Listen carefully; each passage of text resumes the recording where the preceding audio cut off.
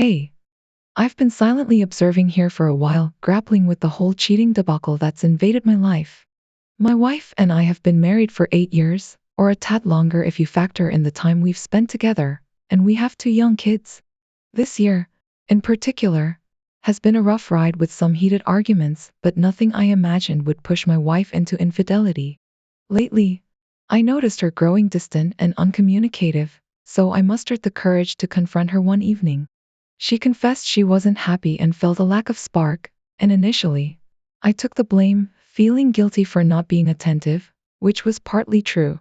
The next day, stumbling upon a sickeningly affectionate message on her phone, I unearthed her ongoing exchange with another man, replete with declarations of love and plans for a future together. It hit me like a ton of bricks. Following advice from various online threads, I refrained from immediate confrontation. I immersed myself in reading, consulted a couple of lawyers, got my head straight, and maintained composure. A couple of days ago, I calmly confronted my wife and directly asked if she was having an affair. After a tense silence, she confessed everything. Long story short, it had been going on for 6 months, and she had the audacity to claim it was the deepest emotional connection she'd ever experienced, a load of utter nonsense. Anyway, I set firm boundaries, severed all contact, suggested marriage counseling, and more. The breaking point came when she resisted cutting off contact and insisted on meeting him one last time. I stood my ground, asserting that if he meant that much to her, she could pack her bags and leave to live with him. She backed off, hurling accusations of control at me, labeling me a controlling yank. She sent a text this morning, but I suspect she'll attempt other means of communication. Honestly, I don't hold out much hope, nor do I want it at this juncture. My sole aim now is to be able to tell my kids in 20 years that I tried. We have marriage counseling tomorrow, but I'm inclined towards filing for divorce to stop wasting precious time. I'm cautious, considering my kids, but I believe it's the right move. I've already filled out the paperwork with my lawyer. They just need to process it, and I'll choose a date for her to be served. An update. The past few weeks have been arduous, but they've afforded me ample time for reflection.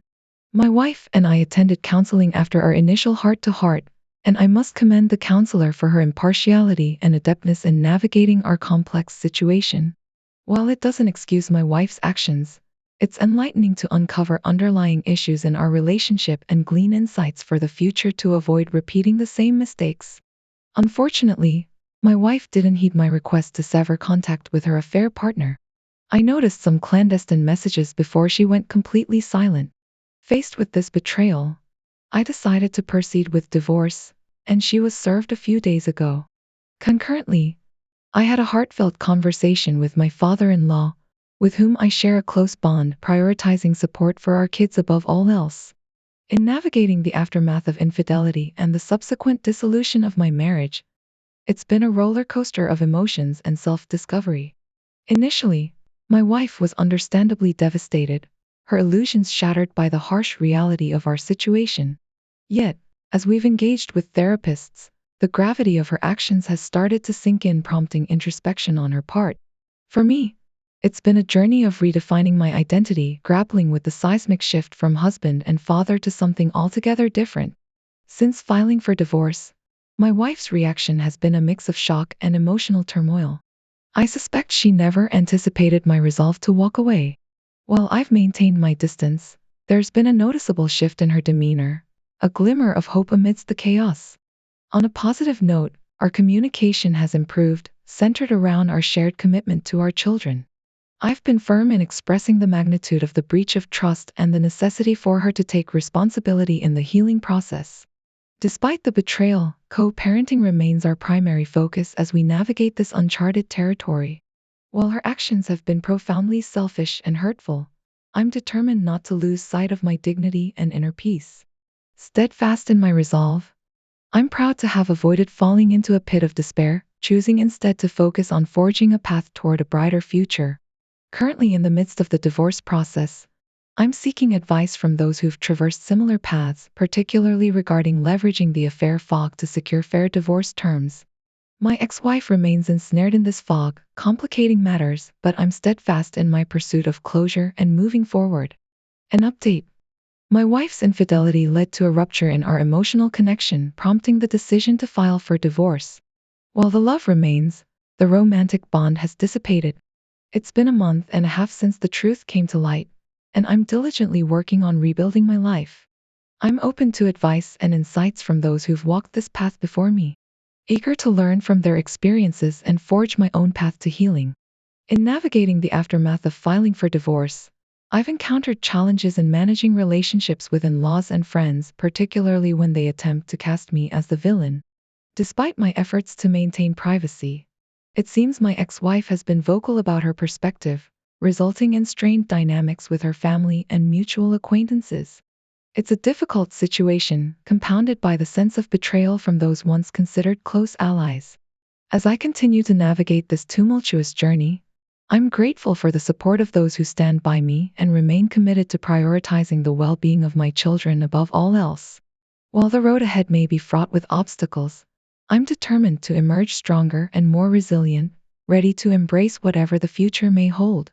The journey through this ordeal has been arduous, particularly when close family resides far away, leaving one to grapple with their thoughts in solitude.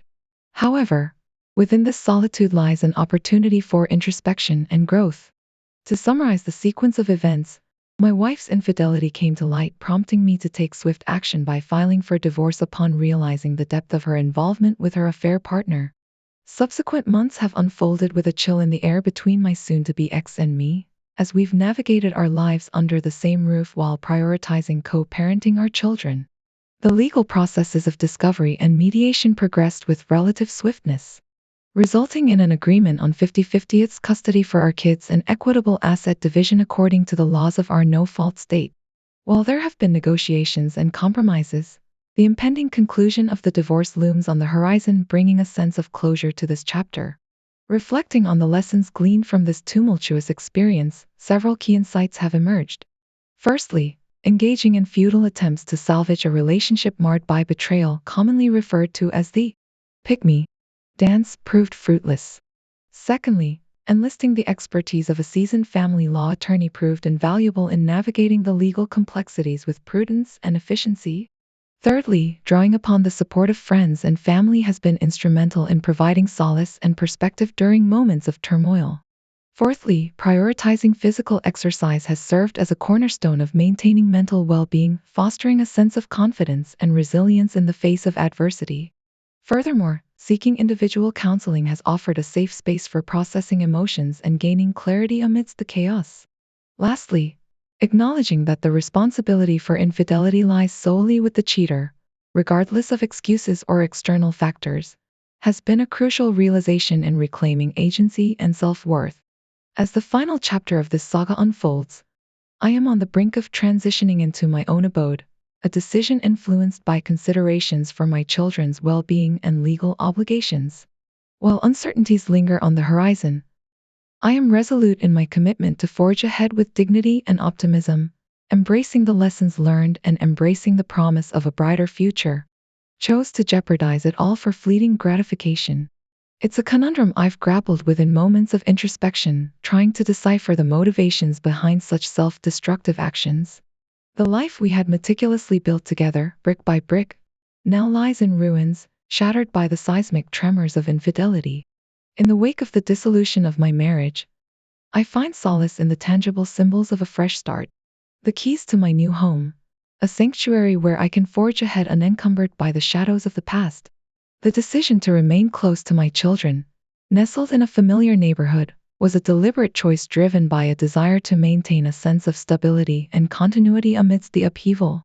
As I settle into my new abode, I am greeted by the promise of a brighter tomorrow, marked by the vast expanse of a backyard ripe for exploration, a wood fire pit beckoning to kindle new memories, and a spacious garage awaiting the tools of my hobbies. The proximity to a nature preserve adds a touch of serenity to the landscape, offering respite from the cacophony of urban life. In the midst of this transition, I have heeded the sage advice of the community, focusing on what truly matters, nurturing my physical and emotional well-being, seizing new career opportunities, and relishing the joys of singlehood. The corridors of online dating and the pursuit of a new romantic partner remain unexplored as I immerse myself in the joys of parenthood and self-discovery. As I reflect on the trajectory of my life, I am confronted by a profound sense of loss, a poignant reminder of the dreams we once shared, now relegated to the realm of unfulfilled aspirations. The question of why echoes incessantly in the recesses of my mind, a riddle to which there may never be a satisfactory answer. Yet, amidst the debris of shattered dreams, I find a glimmer of hope, a steadfast resolve to emerge from the ashes, stronger and more resilient than before. For while the road ahead may be fraught with challenges, I am buoyed by the unwavering support of friends, family, and the indomitable spirit of resilience that courses through my veins. As I confront this final chapter of my journey, I do so with a sense of purpose and determination, knowing that the trials of today will pave the way for the triumphs of tomorrow. And though the scars of betrayal may linger, they serve as a testament to the strength of the human spirit and the capacity for redemption in the face of adversity. It seems like I've been quietly observing for a while, dealing with the whole cheating situation in my life. My wife and I have been married for 8 years, a bit longer if you count the time we've been together, and we have 2 young kids. This year has been rough with some arguments, but nothing I thought would lead my wife to cheat. Recently, I noticed her being distant and uncommunicative, so I confronted her one evening. She admitted she wasn't happy and felt no spark. Initially, I blamed myself for not being attentive, which was true. The next day, I found a really lovey-dovey message on her phone. I discovered she'd been messaging a guy for a long time, with lots of "I love you" and plans for a future together. It hit me hard. Following advice from various threads, I didn't confront immediately. I read a lot, consulted a couple of lawyers, got my head straight, and stayed calm. A couple of days ago, I calmly confronted my wife and asked if she was having an affair. After a few minutes, she admitted everything. Long story short, it's been going on for 6 months, and she claims it's the deepest emotional connection ever. Anyway, I set boundaries, cut off contact, suggested marriage counseling, and more. The breaking point came when she resisted cutting off contact, even when I asked her to do it in front of me, and insisted on seeing him one last time. I stood my ground and told her if he's so important, pack up and go live with him. She backed off, calling me a controlling jerk. She sent a text this morning, but I suspect she'll try a different means of communication. I don't see much hope, and I honestly don't want it at this point. I just want to be able to tell my kids in 20 years that I tried. We have marriage counseling tomorrow, but I'm leaning toward filing before wasting more time. I'm cautious due to my kids, but is this the right move? I have the paperwork filled out with my lawyer. They just need to process it, and I'll pick a date to have her served. Going the doormat route won't end well. I need to think about my future, my kids, and move on. Update: the past few weeks have been really tough, but they've given me time to think and reflect. My wife and I went to counseling after our first big talk, and I must say the counselor was great at listening to both of us without blaming anyone. She helped us navigate our new reality and pointed out some issues in our relationship. While it doesn't excuse my wife's behavior, it's good to know for the future to avoid making the same mistakes. As mentioned, my wife didn't seem to follow my request to cut off contact with the affair partner. I noticed some messages before she went completely silent. After seeing that, I decided to file for divorce, and she was served a few days ago. At the same time, I had a heart-to-heart with my father-in-law, who I'm really close to, prioritizing support for our kids over our relationship. It's curious to me that the truth about other men hasn't surfaced, and he remains a clandestine figure in my ex-wife's life. I can't help but wonder why this might be. Is she managing her image, waiting for a more opportune moment to reveal everything? But then again, isn't the thrill of the affair gone now that they can't sneak around?